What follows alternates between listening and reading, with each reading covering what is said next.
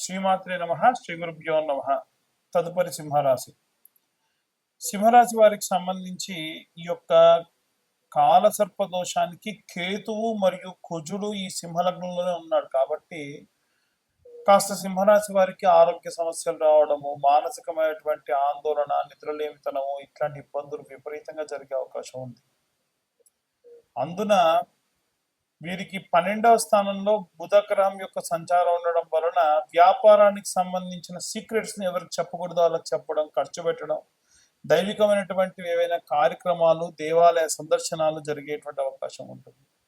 ఏకాదశ స్థానంలో గురుగ్రహ సంచారం ఉండడం వలన సొసైటీలో మీకున్నటువంటి పేరు ప్రతిష్టలకు సంబంధించి ఎవరైనా ఒక గుర్తింపు ఉన్నటువంటి వ్యక్తి ద్వారా మీ గురించి మాట్లాడడం, అంటే లైమ్ లైట్ లోకి రావడం, కానీ అక్కడ కూడా మీరు ఏదో ఒక రకమైనటువంటి కాస్త లోనెస్ కి గురవ్వడం లాంటివి జరిగే అవకాశం ఉంది.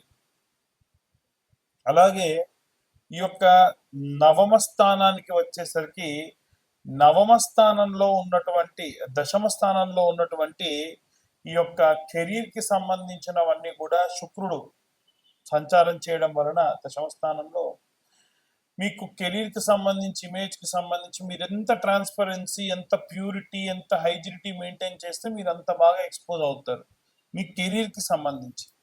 అలాగే సప్తమ స్థానానికి వచ్చేసరికి శని పాపగ్రహ సంచారం ఉచ్చస్థితిలో ఉన్నాడు కాబట్టి శని ఉచ్చస్థితిలో ఉన్న సమయంలో ఈ యొక్క పాపగ్రహ సంచారం అయినప్పటికీ మీ భార్యాభర్తల మధ్యలో మ్యారిటికల్ లైఫ్, మ్యారేజ్ కుదరడము, మ్యారేజ్ కి సంబంధించినటువంటి పనులు మంచి పాజిటివ్ రెస్పాన్స్ రావడము, మధ్యలో మీరు కాస్త లో అవ్వడము, మీకు మీ భార్యకి మధ్యలో ఏవైనా చిన్న చిన్న గొడవలు లాంటివి రావడము, ఇవన్నీ కూడా సర్వసాధారణంగా వస్తూ ఉంటాయి. కంగారు పడాల్సినటువంటి అవసరం ఏమీ లేదు. వీలైనంత వరకు కూడా చాలా చాలా జాగ్రత్తగా మీరు అనుకునేటువంటి పనులన్నీ కూడా చేసుకుంటూ వెళ్తే చాలా చాలా మంచిది. అలాగే ఈ యొక్క 6వ స్థానానికి వచ్చేసరికి రాహు యొక్క సంచారం ఉంది. 6 అనేటువంటి స్థానమే డేంజర్. అది హెల్త్ కి సంబంధించి, మీరు చేసేటువంటి సేవ దృక్పథానికి సంబంధించి, అంటే ఎవరికైనా డబ్బులు ఇవ్వాలనుకోవడం, ఇవ్వలేకపోవడం, సేవ చేయాలనుకోవడం, చేయలేకపోవడం, మాటల వరకే దాన్ని పరిమితం చేయడం లాంటి ఇబ్బందులు జరిగే అవకాశం ఉంటుంది. కాబట్టి వీలైనంత వరకు కూడా జాగ్రత్తగా ఉండాలి. అలాగే ఇవన్నీ కూడా గోచరరీత్యా చెప్పేటువంటి విషయంలో మాత్రమే. పూర్తిగా మీ జాతకం విశ్లేషణగా పూర్తిగా కావాలంటే 60 నుండి 70 పేజీల్లో జాతకం మీ దాకా అందించడం జరుగుతుంది. అలాగే ఈ నెలలో ఎవరైతే జాతకం చెప్పించుకుంటారో వారికి 2025 రూపాయలు తీసుకొని జాతకం చెప్పడము, ఆ జాతకం చెప్పించుకున్న వాళ్ళకి మన ఛానల్ సబ్స్క్రైబర్స్ కి మాత్రమే ఈ యొక్క కరుంగలి మాల ఉచితంగా ఇవ్వడం జరుగుతుంది. ఆసక్తి గల వారు కింద ఉన్న నెంబర్ కి మెసేజ్ చేయండి, వీలైనంత వరకు కాల్ కంటే కూడా. ఇక అందరూ కూడా ఎలాంటి రెమెడీస్ తీసుకోవాలి, ఎలాంటి మంత్రపఠనం చేయాలనే విషయాన్ని ఇప్పుడు మనం తెలుసుకుందాం. మనకి రాహువు కేతువుకు మధ్యలో మిగిలిన గ్రహాలన్నీ చిక్కుకొని ఉన్నాయి. ఎప్పుడైనా సరే రాహువుకు కేతువుకు మధ్యలో మిగిలిన గ్రహాలన్నీ చిక్కుకొని ఉంటే అది కాలసర్ప దోషం కిందికి పరిగణలోకి తీసుకుంటారు.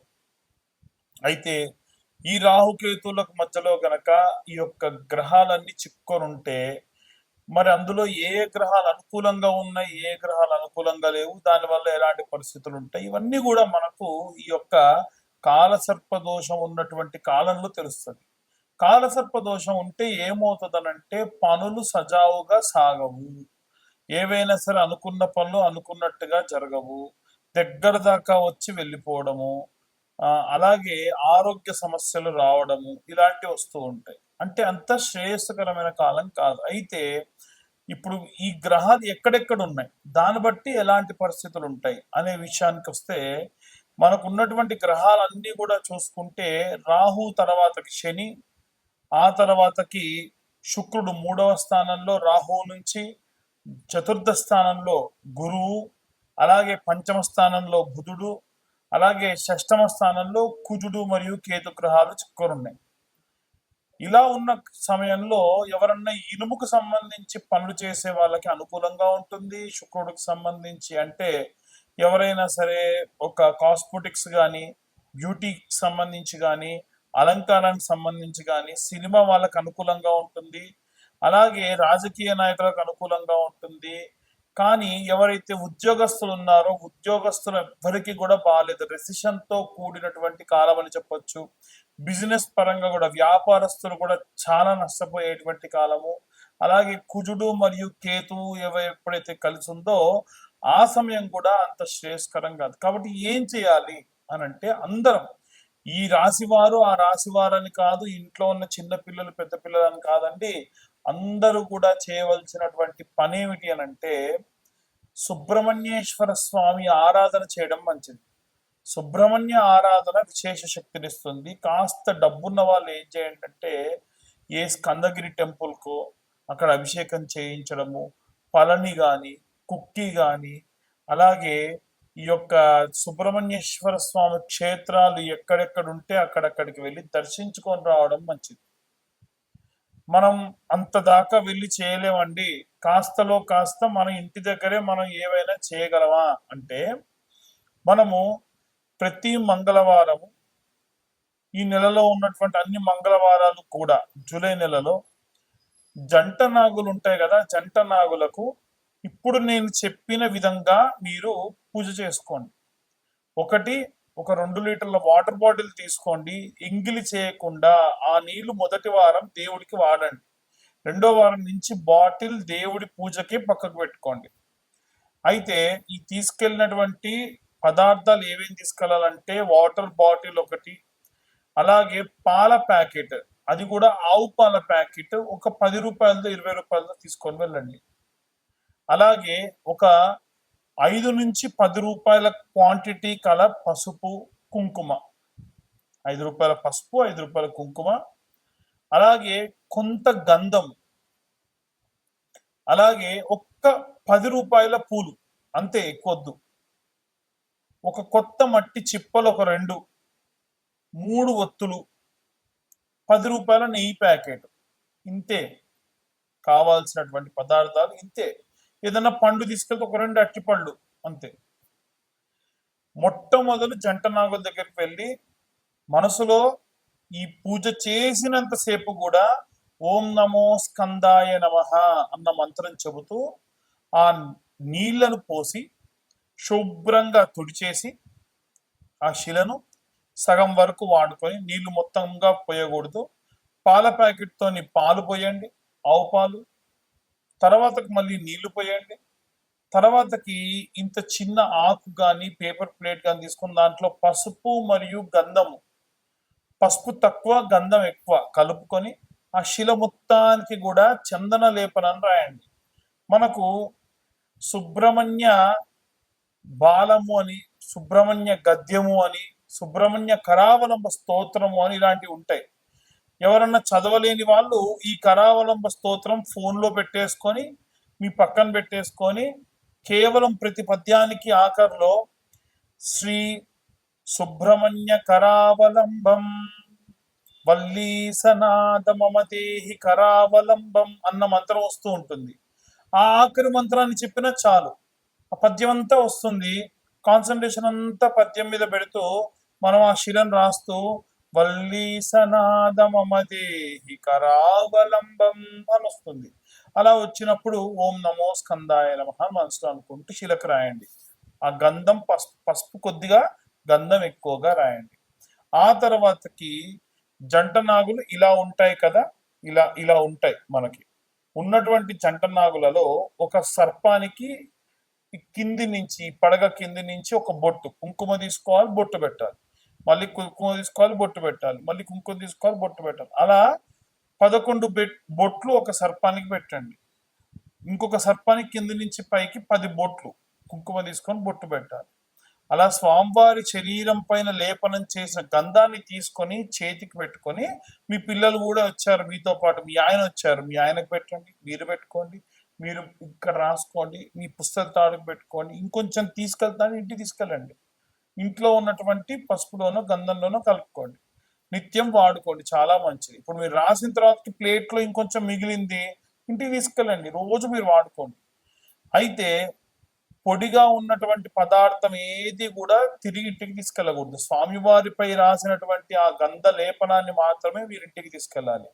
ఇదంతా అయిన తర్వాత చాలా మంది మొదలే దీపం వెలిగించమంటారు, అలా చేయకండి. అయిన తర్వాతకి దీపం వెలిగించాలి. 2 మట్టి ప్రమిదలు, ప్రతిసారి కొత్త మట్టి ప్రమిదలు, 2 మట్టి ప్రమిదలు, దాంట్లో ఒక 3 ఒత్తులు, 3 ఒత్తులు కలిపి ఒక ఒత్తి కింద చేంజ్ చేసి ఆవు నెయ్యి వేసి దీపం వెలిగించండి.